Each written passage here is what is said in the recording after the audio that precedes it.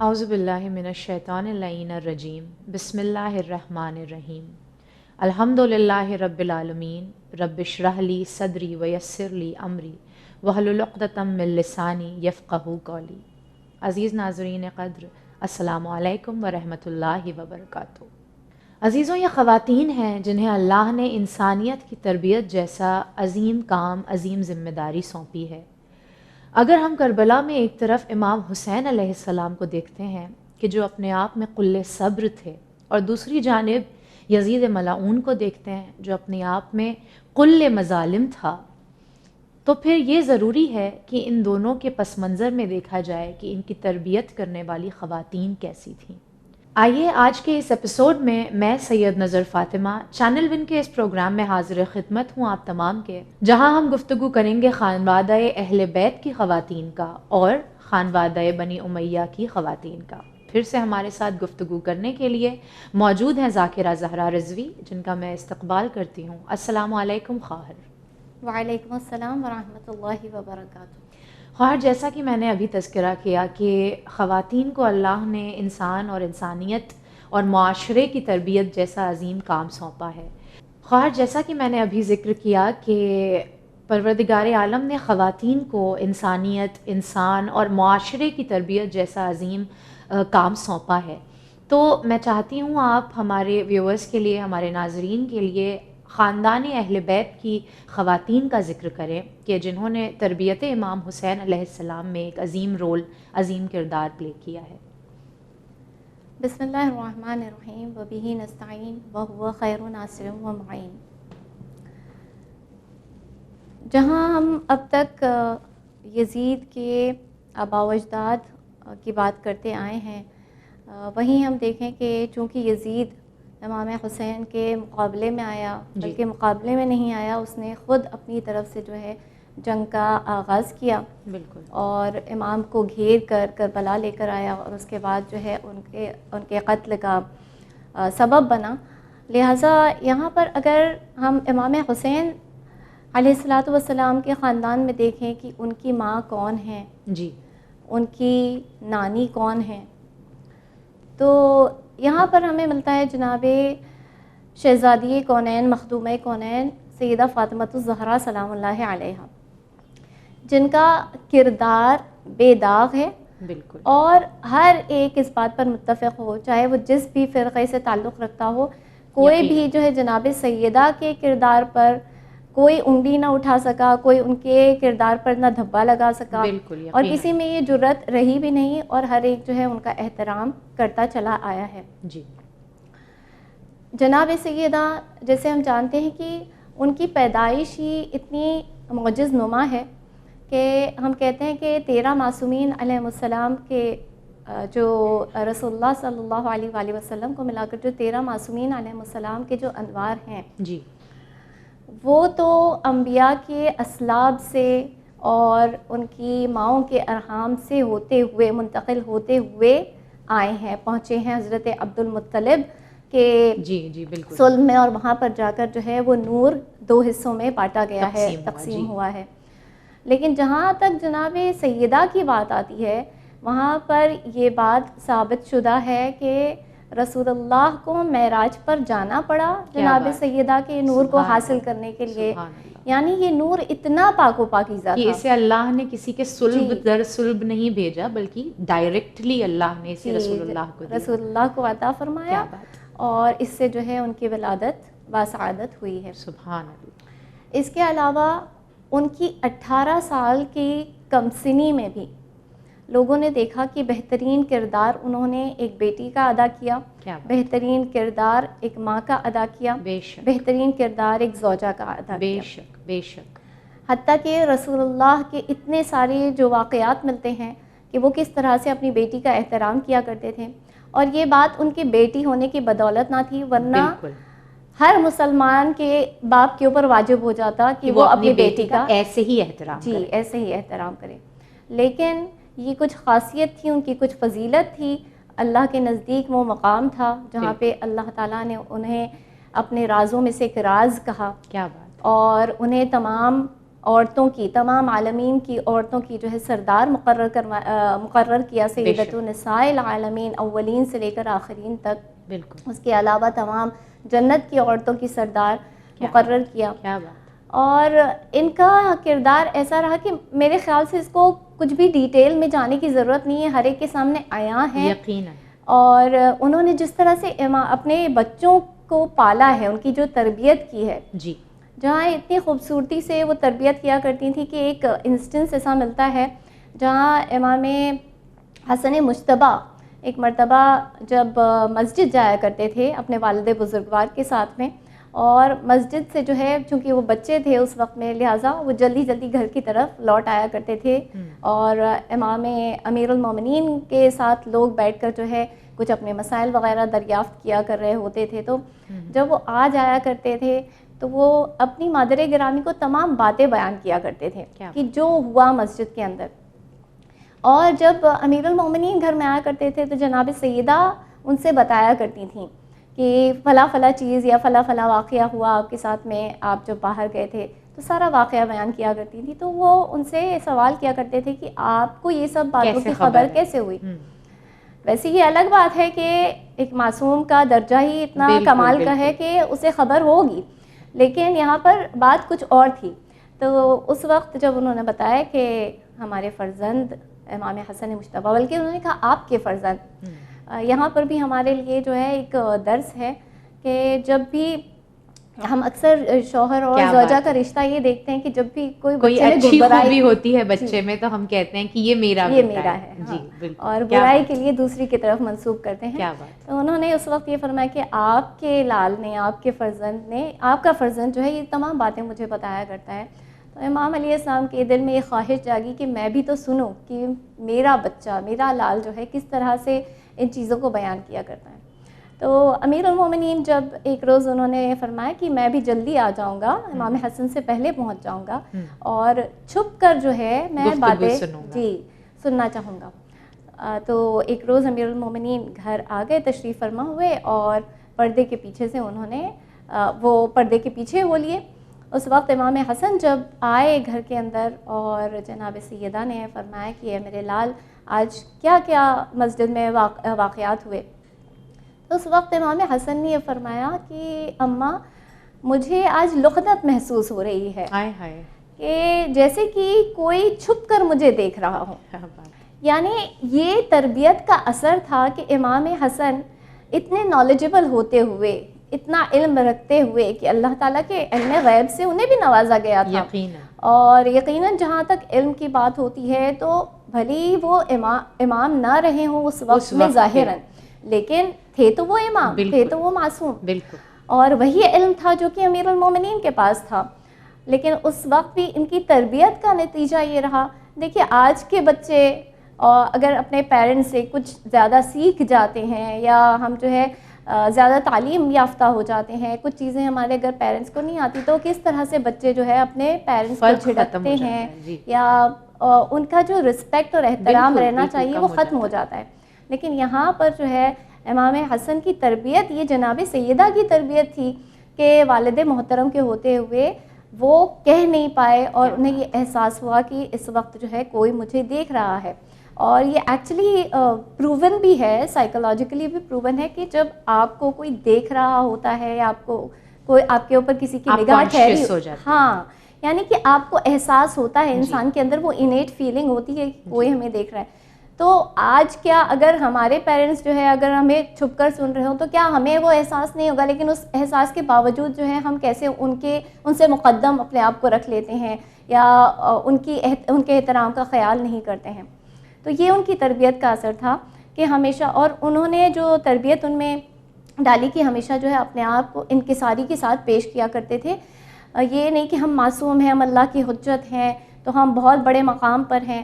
وہ واقعہ تمام ناظرین کے سامنے ہے جہاں پر ایک شخص جو ہے غلط وضو کر رہا تھا اور کس خوبی کے ساتھ جو ہے امام حسن اور امام حسین نے ان کی اصلاح فرمائی. جی تو یہ تمام چیزیں جناب سیدہ کا کردار رہا، یا کہہ سکتے ہیں کہ جناب خدیجہ طاہرہ، جس کو طاہرہ اس وقت میں کہا جاتا تھا جب کہ وہ ظاہری طور پر جو ہے اسلام نہیں لے کر آئی تھیں، یعنی کہ ویسے تو وہ موحد ہی رہی تھیں ہمیشہ سے، لیکن جیسے رسول اللہ صلی اللہ علیہ وآلہ وسلم کی تبلیغ کے بعد کہتے ہیں کہ انہوں نے جو ہے کلمہ پڑھا، اور اس وقت جو ہے جو ایکچوئل اس وقت دین اسلام آیا ہے، ویسے وہ دین حنیف پر ہی تھیں. تو یہ جناب خدیجہ طاہرہ بھی اس وقت میں بھی طاہرہ کہی جاتی تھیں، یعنی کہ طیب و طاہر. تو یہ ان لوگوں کا کردار تھا کہ ان کی پاکیزگی جو ہے ان میں منتقل ہو گئی، اور یہ عصمت کے پیک پر جا پہنچے، جہاں پر یہ جو ہے مرکز عصمت بن گئے. اور اس طرح سے جو ہے انہوں نے اپنا کردار ہر جگہ دکھایا ہے.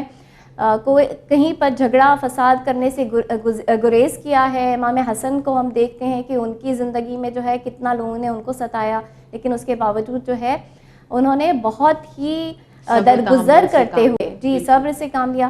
امام حسین علیہ السلام کے لیے ملتا ہے کہ ان کے فرزند یعنی علی ابن الحسین امام سجاد علیہ السلام، یہ پورا واقعہ کربلا ہونے کے باوجود جب بعد میں یزید نے جو ہے اور بہت سارے واقعات جو اس کے ہاتھوں تشدد جو ہوا ہے، اس میں انہوں نے مروان ابن حکم جیسے شخص کو پناہ دی ہے، اور اس کی فیملی کو، اس کے اہل و عیال کو پناہ دی ہے، جبکہ وہ اسے پہچان رہے ہیں، جبکہ اسے دیکھ رہے ہیں کہ یہی جو ہے میرے باپ کا قاتل ہے. اور اسی نے جو ہے اس وقت میں کہا تھا جب بیعت لی جا رہی تھی، اور ولید جو ہے کہ ان کا سر ابھی کے ابھی قلم کر دو اگر یہ بیعت نہیں دیتے. اور اگر ان کی ماں کا کردار سمجھنا ہو تو ہم دیکھیں کہ ان کے بچوں سے بہتر ہمیں کردار نہیں نظر آئے گا. اگر امام حسن علیہ السلام مشہور ہیں اپنی سخاوت کے لیے کہ ان کے اتنے دسترخوان ہوا کرتے تھے، مشہور ہوا کرتے تھے، تو یہ سخاوت ان میں کہاں سے آئی؟ یہ ان کے ماں کی تربیت کا نتیجہ تھا. انہوں نے اپنی ماں کو جو ہے سخاوت کرتے ہوئے دیکھا، فاقوں پہ فاقے رکھے، دوسروں کو جو ہے ان کے شکم کو سیر کرتے ہوئے دیکھا. لہٰذا ان میں یہ جو ہے کوالٹی نظر آتی ہے. امام حسین علیہ السلام کے لیے ہمیں ملتا ہے کہ نیزے پر جو ہے کٹا ہوا سر اللہ تعالیٰ کے کلام کی تلاوت کرتا رہا. تو انہوں نے اپنی ماں کو جو ہے رات کی تاریکیوں میں اپنے سر کو سجدے میں رکھتے ہوئے دیکھا تھا، طولانی سجدے کرتے ہوئے دیکھا تھا. لہٰذا ان میں یہ اثر آ گیا کہ اب جو ہے سر کٹ گیا، قتل ہو گئے، شہید ہو گئے، لیکن اس کے باوجود جو ہے سر حسین ذکر کلام الہی کر رہا ہے. جناب زینب اور جناب ام کلثوم کہ ان کی جناب سیدہ کی تربیت کا اثر یہ رہا کہ جو ہر وقت جو ہے لوگوں سے دور رہیں، اپنے گھروں کے اندر رہیں، لیکن جیسے جناب سیدہ ولایت کے دفاع میں جو ہے اپنے گھر سے باہر نکلی اور خطبہ فدق جیسا عظیم خطبہ جو ہے انہوں نے دربار میں جا کر دیا، جس کی تشریح آج تک کی جا رہی ہے اور آج تک مکمل نہیں ہوئی ہے. اسی طرح سے ہم دیکھتے ہیں کہ ثانیہ زہرا نے بھی اور جناب ام کلثوم نے بھی جو ہے کوفہ کے بازاروں میں اور درباروں میں جو ایسے بہترین خطبے دیے کہ آج تک ان کی بھی تشریح مکمل نہیں ہو پائی ہے. تو یقیناً یہ جناب سیدہ کا کردار تھا، ان کی تربیت کا اثر تھا کہ اتنی بہترین اولاد جو اولاد سیدہ کہلاتی ہیں ہمارے درمیان موجود ہیں. آج انہی کا ایک فرزند ہمارے درمیان موجود ہے، اور وہ اسی کردار کا حامل ہے جو جناب سیدہ کا کردار تھا.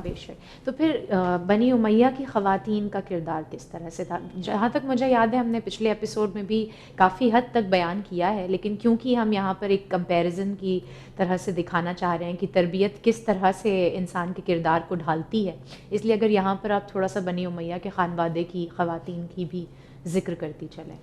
جی دیکھیے، جہاں بنی امیہ کی خواتین ان میں سے جو ہے ہم آلریڈی ذکر کر چکے ہیں ابو سفیان کی بیوی کے بارے میں جو ہند تھی، اور ہند کا کردار کسی سے پوشیدہ نہیں ہے.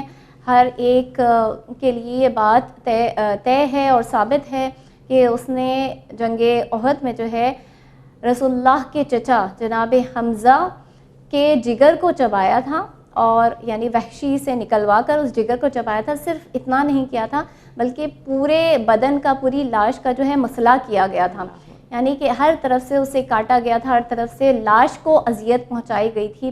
اور اس کے بعد جو ہے اس نے ان کے الگ مختلف اعضاء کا ہار بنا کر جو ہے اپنے گلے میں پہن لیا تھا. تو یہ ہند کا کردار رہا. اور اس کے بعد میں ہم دیکھتے ہیں کہ یزید کی ماں کون تھی. یزید کی ماں کا نام میسون تھا. اس کے ساتھ حاکم شام نے نکاح کیا تھا. بنو قلب سے اس کا تعلق تھا اور اس کے والد کا نام عبدل ابن انیف تھا اور یہ سردار تھا اس قبیلے کا. یہ لوگ جو ہے ان کے آباء و اجداد عیسائی رہے تھے اور یہ خود کانورٹس تھے، یعنی کہ بعد میں یہ دین اسلام لے کر آئے تھے. ان کا قبیلہ جو ہے صحرا کے سرحد پر رہا کرتا تھا اور ایک طرح سے کہہ سکتے ہیں کہ جیسے بدو عرب ہوتے ہیں یہ اس طرح کے لوگ ہوا کرتے تھے. ان کا قبیلہ رقص کا اور غنا کا بہت شوقین تھا اور یہ جو خصلتیں تھیں یہ میسون میں پائی جاتی تھیں، یعنی بہت زیادہ گانے کی اور رقص کی شوقین ہوا کرتی. اور ان لوگوں کے لیے یہ بھی ملتا ہے کہ یہ جو ہے نماز پڑھنے والے لوگ نہیں تھے اور دین اسلام لانے کے باوجود جو ہے شراب کے بڑے شوقین تھے. تو یہ تمام چیزیں ہم دیکھتے ہیں کہ یہ ساری چیزیں یزید میں بھی جو ہے منتقل ہوئی ہیں اور بلکہ یہ تو دین کا منکر بن گیا جب امام حسین کا سر لایا گیا تھا، سر مبارک لایا گیا تھا. تو اس نے جس طرح کے اشعار پڑھے ہیں اس وقت میں اور یہ کہا ہے کہ بنو ہاشم نے تو صرف ایک کھیل رچا تھا اور ڈھونگ رچا تھا، حکومت کے لیے نہ کوئی وحی آئی تھی، نہ کوئی قرآن کی آیت اتری تھی، نہ اللہ نے کسی کو نبی بنا کر بھیجا تھا. تو یہ تمام چیزیں جو ہم دیکھ رہے ہیں کہ یزید میں ملعون میں اتنی ساری چیزیں ایک ساتھ جو بدی جمع ہو گئی تھی، برائیاں یکجا ہو گئی تھیں، یہ دونوں طرف سے آ رہی تھیں، چاہے اپنے آبائی چاہے ننیحال کی طرف سے دیکھا جائے چاہے ددیحال کی طرف سے دیکھا جائے. تو یہ ساری کوالٹیز یہ نہیں کہ انسان میں بس یوں ہی آ جاتی ہیں. بالکل. اور اسی لیے ہم نے اتنا تذکرہ کیا ہے ان کے آباء و اجداد کا کہ ان میں دیکھا جائے کہ کیا کیریکٹرسٹکس ہیں ان کی، کیا کوالٹیز ہیں ان کی، کہ یزید جو ہے وہ بس اتفاقاً بس یزید نہیں بن گیا. یقیناً یقیناً. خیر جیسے ابھی ہم نے خانوادہ اہل بیت کی خواتین کا ذکر کیا اور بنی امیہ کے خاندان کی خواتین کا ذکر کیا، تو ہمارا مقصد دراصل تھا کمپیئر کرنا ان دونوں لوگوں کو. اور جہاں تک میرا علم کہتا ہے کہ امام علی علیہ السلام سے جب جنگ صفین میں حاکم شام کو شکست نظر آ رہی تھی تو اس نے امام علیہ السلام کو اپنی قرابت داری، اپنے ایک فیملی ٹری اور شجرے کا حوالہ دیتے ہوئے، واسطہ دیتے ہوئے اس نے ایک خط لکھا تھا. تو امام علیہ السلام نے حاکم شام کے اس خط کے جواب میں ایک بہترین تعارف دیا تھا دونوں خانوادوں کا. میں چاہتی ہوں کہ آپ اس خط کے چند نقطات کا یہاں پر ذکر کرتی چلیں. جی یہ بہترین نقطہ ہے ہمارے لیے، اس لیے کہ جب جنگ صفین میں جب امیر المومنین کو فتح حاصل ہو رہی تھی تو اس وقت ہم جانتے ہیں کہ حاکم شام نے عمرو ابن عاص کے کہنے پر نیزوں پر قرآن اٹھوائے تاکہ جو ناقص الایمان تھے امیر المومنین کے لشکر میں وہ گریز کریں اس جنگ کرنے سے اور آخرکار انہیں جو ہے صلح کرنے پر مجبور ہونا پڑے. جی. اور جیسا ہم نے پہلے بھی ذکر کیا تھا کہ صلح کا جو آفر آیا تھا وہ حاکم شام کی جانب سے آیا تھا، نہ کہ امیر المومنین کی جانب سے، بلکہ وہ تو بس فتح کے ایک قدم کی دوری پر تھے. مالک اشتر خود جو ہے حاکم شام خیمے تک پہنچ چکے تھے. تو اس وقت جو ہے حاکم شام نے یہ خط لکھا تھا کہ آخرکار ہم بیٹھ کر جو ہے صلح کر لیتے ہیں، فیصلہ کر لیتے ہیں، آخرکار ہم دونوں کے خاندانوں میں زیادہ دوری نہیں ہے بلکہ ہم بڑے قریب ہیں. تو اس وقت جو ہے امیر المومنین نے جو خط لکھا اس کے چند سینٹنسز کی دونوں خاندانوں میں کیا ڈفرنس ہے اس کو ڈسٹنگوش کرتے ہوئے جو ہے امیر المومنین نے فرمایا تھا کہ خبردار کبھی ایسا نہ کہنا کہ بنو امیہ اور بنو ہاشم جو ہے ایک جیسے ہیں. کیا بات. بلکہ انہوں نے فرمایا من النبی ومنکم المکذب. تو امام نے فرمایا کہ ہم میں سے نبی کریم ہے، اللہ کے بھیجے ہوئے نبی، اور تم میں سے نبی کو جھٹلانے والا. یعنی یہ ابو سفیان کی طرف جو ہے اشارہ کیا جا رہا تھا کہ ابو سفیان نے رسول اللہ کو بعض دفعہ جھٹلایا، جی کئی مرتبہ جھٹلایا، بلکہ اس نے ایمان یا اسلام جو کہتے ہیں وہ بس فتح مکہ کے وقت میں جو ہے لے کر آیا تھا. اور جیسے ہم نے بتایا کہ ان کی ہی اپنی کتابوں میں یہ درج ہے کہ خوف کے مارے جو ہے اس نے اسلام کو اس وقت میں قبول کیا تھا. پھر اس کے بعد امام فرماتے ہیں وَمِنَّا اسد اللہ وَمِنْكُمْ اسد الاحلاف، اور ہم میں سے اسد اللہ ہے. یہاں پر اسد اللہ پہلے جناب حمزہ کے لیے استعمال کیا جاتا تھا، تو ہم میں سے اللہ کا شیر ہے، یعنی جناب حمزہ میرے چچا، اور تم میں سے وہ جو جھوٹی قسمیں کھانے والا. اور یہاں پر پھر جو ہے ابو سفیان کی طرف اشارہ کیا گیا ہے جو جھوٹی قسمیں کھایا کرتا تھا. پھر اس کے بعد تیسرا سینٹنس امام نے اس میں فرمایا کہ وَمِنَّا سَيِّدَ شَبَابِ أَهْلِ الْجَنَّةِ وَمِنْكُمْ سَبْيَةُ النَّارِ، کہ ہم میں سے تمام جوانان جنت کے سردار ہیں، یعنی امام حسن اور امام حسین ہیں، اور تم میں سے دوزخ کے بچے، یعنی تمام بنو امیہ کو جو ہے اس میں کیٹیگرائز کر دیا کہ سب دوزخ، یعنی جو ہم نے شجر ملعونہ کی تفسیر میں بھی دیکھا تھا کہ یہ بنو امیہ کے لیے ہی یہ آیت نازل ہوئی تھی۔ پھر اس کے بعد فرمایا وَمِنَّا خَيْرُ نِسَاءِ الْعَالَمِينَ سبحان اللہ، وَمِنْكُمْ حَمَّالَةَ الْحَطَبِ، یعنی کہ ہم میں سے تمام عالمین کی عورتوں میں جو سب سے بہتر ہے یعنی جناب فاطمہ الزہرا سلام اللہ علیہا ہے، اور تم میں سے وہ جو کہ لکڑیوں کو اٹھائے ہوئے جو ہے رسول اللہ کو اذیت دیا کرتی تھی، یعنی یہ ابو لہب کی بیوی کے طرف اشارہ کیا گیا ہے کہ ہر وقت جو ہے انہیں اذیت دیا کرتی تھی۔ تو امام نے بہت اچھی طرح سے ڈفرینشیٹ کر دیا، چاہے وہ ہمارے اجداد میں سے ہوں، چاہے وہ ہمارے بچوں میں سے ہوں، چاہے وہ ہماری عورتوں میں سے ہوں، خواتین میں سے ہوں، سب کے سب تم میں اور ہم میں بہت زیادہ اختلاف ہے، اور تم ہماری برابری یا قرابت داری کا کلیم کر ہی نہیں سکتے ہو، دعویٰ کر ہی نہیں سکتے ہو۔ آج 1442 ہجری کا یہ جو محرم ہے یہ اپنے آپ میں بہت مختلف ہے، نہ صرف اس وبا کی وجہ سے بلکہ یہ جو ایک الگ سی ہوا عالم اسلام میں چل پڑی ہے، جہاں ہر کوئی اپنا سینہ چوڑا کر کے، ہر کوئی بہت فخر کے ساتھ یزید کا دفاع کرنے کے لیے تیار ہے۔ آج یزید کا اس طرح سے دفاع کیا جا رہا ہے، اس طرح سے اس کی وکالت کی جا رہی ہے کہ جیسے نعوذ باللہ اس میں اور نبی خدا میں کوئی بہت معمولی سا فرق رہا ہو۔ عالم اسلام میں یزید کے ساتھ رضی اللہ کا لفظ جوڑا جا رہا ہے، اس لیے بہت ضروری ہو چلا ہے کہ بیان کرنے والے حق کو بیان کریں، تاکہ ہماری آنے والی نسلیں، ہماری نوجوان نسلیں کہیں یہ نہ سمجھیں کہ ہم یہ جو امام حسین علیہ السلام کی مظلومی پہ گریہ کرتے ہیں، یہ مجلسیں، یہ ماتم، یہ صرف رسم ادائیگی ہے کیونکہ نسل در نسل چلا آ رہا ہے۔ جی نہیں، یہ سب کچھ جو بھی ہم کرتے ہیں ہمارے پاس ان چیزوں کی دلیلیں موجود ہیں، وہ دلیلیں موجود ہیں نہ صرف ہماری کتابوں میں موجود ہیں بلکہ عالم اسلام کے دیگر فرقوں کی کتابوں میں بھی موجود ہیں۔ اور بہت ضروری ہے کہ یزید کے کردار کی ایک بہت اچھی سی ڈسکرپشن آپ لوگوں کے سامنے دی جائے۔ خواہ میں یہاں پر چاہتی ہوں کہ آپ یزید کی کیریکٹرسٹکس، اس کے اوصاف کو بیان کریں۔ جہاں میں ان اوصاف کو بیان کر رہی ہوں وہ اہل تسنن کی کتابوں سے بیان کروں گی، تاکہ سب کے لیے یہ واضح ہو جائے کہ یہ ہمارے درمیان صرف اس کا کردار اس طرح سے نہیں پیش کیا جاتا ہے، لیکن ان کے درمیان بھی یہ بہت کلیئر ہے کہ یزید جو ہے ایک فاسق تھا، ایک فاجر تھا، اور دین اسلام کا مذاق اڑایا کرتا تھا، اللہ کا کھلا دشمن تھا۔ بالکل۔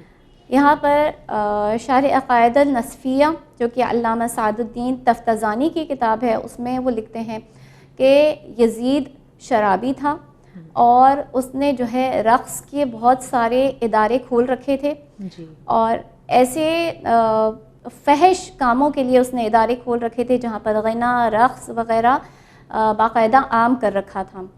پھر سیوطی جو ہے وہ لکھتے ہیں کہ یزید اور ابن زیاد جو امام حسین کے قاتل ہیں ان پر اللہ کی لعنت ہو۔ یزید کے سلسلے میں ابن جوزی نے لکھا کہ یزید جو ہے لعنت کا حقدار ہے۔ احمد ابن حنبل نے کفر کا فتویٰ لگا دیا اس کے اوپر۔ کیا بات۔ علامہ علی قاری کہتے ہیں کہ وہ شراب کو حلال سمجھتا تھا، یہی اس کے کفر کے لیے کافی ہے۔ کیا بات۔ عبدالحق دہلوی لکھتے ہیں کہ یزید جہنمی اور ملعون ہے، کیونکہ رسول اللہ صلی اللہ علیہ وآلہ وسلم ابو ذر غفاری سے فرما گئے تھے کہ تم اس وقت کیا کرو گے جب مدینے کو خون سے رنگا جائے گا، اور یہ جو ہے بعد کربلا کے واقعات کی طرف اشارہ کیا جا رہا ہے۔ پھر احمد رضا خان بریلوی وہ لکھتے ہیں کہ یزید فاسق و فاجر تھا۔ اس کے علاوہ جو ہے ہم دیکھتے ہیں کہ ابن کثیر نے یزید کے سلسلے میں لکھا کہ یزید نے اپنے لشکر کو حکم دیا کہ وہ مدینہ میں 3 روز جو ہے خوریزی کرے اور وہاں پر بربادی ڈھائے، اور اس جگہ کو جو کہ مدینۃ النبی کہا جاتا تھا اس شہر کو ہلاک کر دیں۔ یہاں پر صحابہ کرام اور ان کی اولاد کو کھلے عام ذبح کیا گیا، اور دوسرے اور بدترین گناہ جو ہیں اس وقت جو ہے وہاں پر انجام دیے گئے، اور یہ لکھتے ہیں کہ ایسے ایسے گناہ اور ایسے ایسے کام وہاں پر کیے گئے جو جن کا لکھنا یا جن کا تذکرہ کرنا بہت ہی مشکل ہے اور سخت ہے.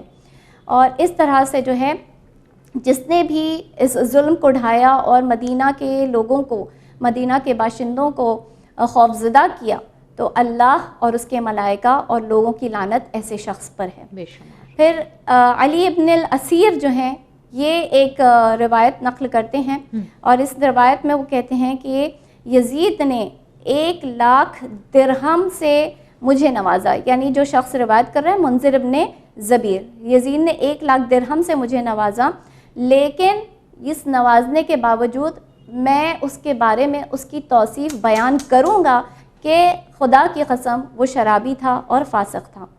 پھر اس کے بعد قاضی ثناء اللہ پانی پتی، یہ ہند کے ہیں، اور یہ لکھتے ہیں کہ بنو امیہ پہلے تو کافر تھے، پھر انہوں نے اپنے آپ کو ظاہراً مسلمان بتایا، اور یزید دوبارہ کھلے عام کافر ہو گیا. اور بنو امیہ نے رسول اللہ اور ان کی آل سے اپنی دشمنی کو ظاہر کیا، ہر وقت میں ظاہر کرتے رہے، حتیٰ کہ سید الشہداء کا قتل کر دیا. اور پھر اس کافر یزید نے جو ہے بہت بڑے بڑے کفر کے کام انجام دیے دین محمد صلی اللہ علیہ وآلہ وسلم کے سلسلے میں. اور اس کے بعد اس نے یہ بات ثابت ہوتی ہے جب سید الشہداء کے قتل کے بعد اس نے یہ دعویٰ کیا ممبر پر بیٹھ کر کہ میں نے جو کچھ بھی کیا تھا وہ بدر میں اپنے آباء و اجداد کے قتل کا انتقام لینے کے لیے یہ کہا تھا کہ آج میرے اجداد ہوتے تو وہ بہت خوش ہوتے مجھے یہ کرتے ہوئے دیکھ کر. تو یہ تمام چیزیں جیسے ہم دیکھ رہے ہیں کہ یزید کے سلسلے میں خود اہل تسنن کی کتابوں میں ان کے مشہور علماء سے ثابت ہیں. جی خواہر، ہم آج بھی دیکھتے ہیں کہ جب کوئی شخص پاور میں رائز ہوتا ہے، کسی کو کوئی اقتدار، کوئی منصب ملتا ہے، تو اس کے پیچھے بہت سے ایسے لوگ ہوتے ہیں جنہوں نے اس کی امداد، اس کی مدد کی ہوتی ہے، اس کے لیے راستے ہموار کرنے کے لیے اسے سپورٹ کیا ہوتا ہے.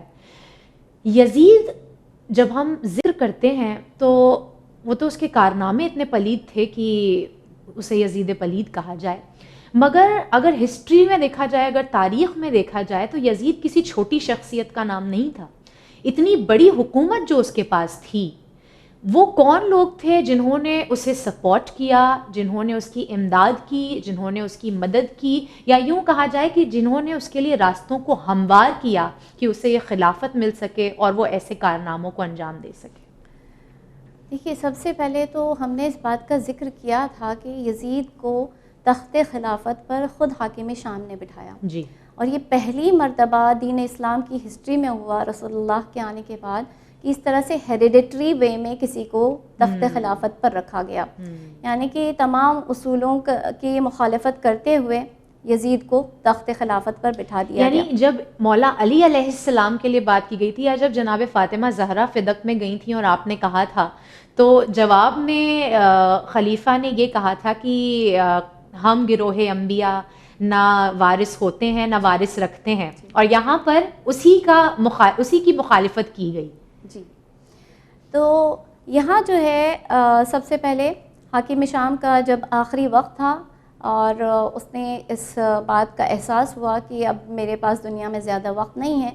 یزید اس وقت تھا بھی نہیں شام میں، اور وہ اپنی ماں کے پاس تھا اس وقت میں. تو اسے جو ہے حاکم شام نے خط لکھ کر اپنے قاصد کے ذریعے سے بلوایا تھا، اور جب تک کہ وہ قاصد پہنچا تھا بلکہ اس کا انتقال ہو چکا تھا. یعنی کہ یزید آخری وقت میں بھی اپنے باپ کے پاس موجود نہیں تھا. اچھا، اسے جو تخت پر بٹھانے کا جو بات آتی ہے، اب ہر ایک یہ کہتا ہے کہ جب یزید اتنا فاسق و فاجر تھا، شرابی تھا، بے نمازی تھا، یہ تمام اس میں جو ہے صفات ملتی تھیں، خصوصیات ملتی تھیں، تو اسے کیسے لوگوں نے تسلیم کر لیا اور کیسے جو ہے اسے تخت خلافت پر بٹھا دیا گیا. اس کے سلسلے میں حاکم شام نے ایک حدیث گڑوائی تھی. اچھا. اور اس حدیث میں یعنی رسول اللہ کے نام سے گڑوائی، اور اس میں یہ کہا تھا کہ امیر المؤمنین یعنی وہ شخص ہوگا اس وقت میں وہ شخص ہوگا جو کہ کانسٹینٹینوپل کے خلاف جنگ میں جائے گا. جو بیٹل آف کانسٹینٹینوپل ہوا تھا اس کے خلاف جو جنگ میں جائے گا اور ان کا امیر ہوگا، یعنی کہ تمام لشکر کا کمانڈر ہوگا، وہ جنت کا باشندہ ہوگا، وہ جنت کا شخص ہوگا.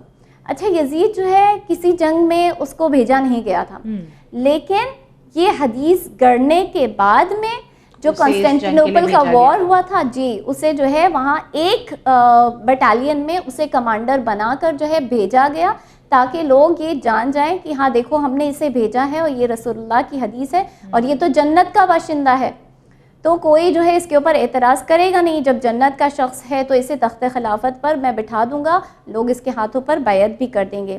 تو اس طرح سے جو ہے لوگوں کی عقلیں کہاں خفت تھیں کہ انہیں یہ اس حدیث پر تو یقین تھا مگر انہیں حدیث ثقلین پر نہیں یقین تھا کہ جہاں رسول اللہ نے فرمایا کہ میں تمہارے درمیان 2 گراں قدر چیزیں چھوڑے جا رہا ہوں، ان کے دامن سے متمسک رہنا تو تم کبھی راہ حق سے نہیں بھٹکو گے. آپ کی بات درست ہے، لیکن جیسا کہ ہم دیکھتے ہیں کہ دولت، حکومت، شہرت، رشوت، یہ سب چیزیں جو ہیں انسان کو اپنے ضمیر کو بیچنے پر مجبور کر دیتی ہیں. بالکل اپنا ایمان بیچ دیتا ہے انسان چیزوں کے لیے، اور خوف یہ بھی ایک بہت بڑی وجہ بنتی ہے لوگوں کو جو ہے اپنی طرف مائل کرنے کے لیے یا بیعت کروانے کے لیے. تو یہ تمام چیزوں کا استعمال کیا گیا اور اس طرح کی جو ہے حدیثوں کو اس طرح سے گڑھا گیا. ہم خود دیکھ رہے ہیں کہ کیسے امیر المومنین پر سب و شتم کیا گیا اور لوگ جو ہے اس بات کو مانتے تھے. شام کے تمام باشندے جو تھے آلموسٹ ہر ایک جو ہے حاکم شام نے جو چیز رائج کر دی وہ اس کو مان رہے تھے. جہاں میں ہے یہی چرچا حسین زندہ باد، ذرے ذرے پہ ہے لکھا حسین زندہ باد. اب اس سے بڑھ کے شکست یزید کیا ہوگی، کہے یزید کا بیٹا حسین زندہ باد. عزیزوں انشاءاللہ اپنے اس سیریز کا آخری ایپیسوڈ لے کر ہم دوبارہ حاضر ہوں گے آپ کی خدمت میں، جہاں ہم انشاءاللہ آپ کو یہ بتائیں گے کہ یزید ملعون نے صرف کربلا تک اپنے کارناموں کو نہیں روکا، بلکہ یہ کربلا کا واقعہ تھا جو اپنے آپ میں اتنا بڑا تھا کہ اس نے یزید کے دوسرے کارناموں کو چھوٹا کر کے دکھا دیا. ان کارناموں کا ذکر انشاءاللہ ہم اپنے اگلے ایپیسوڈ میں کریں گے. تب تک کے لیے میں سید نظر فاطمہ لیتی ہوں وداع آپ سے. دیکھتے رہیے چینل ون. فی امان اللہ.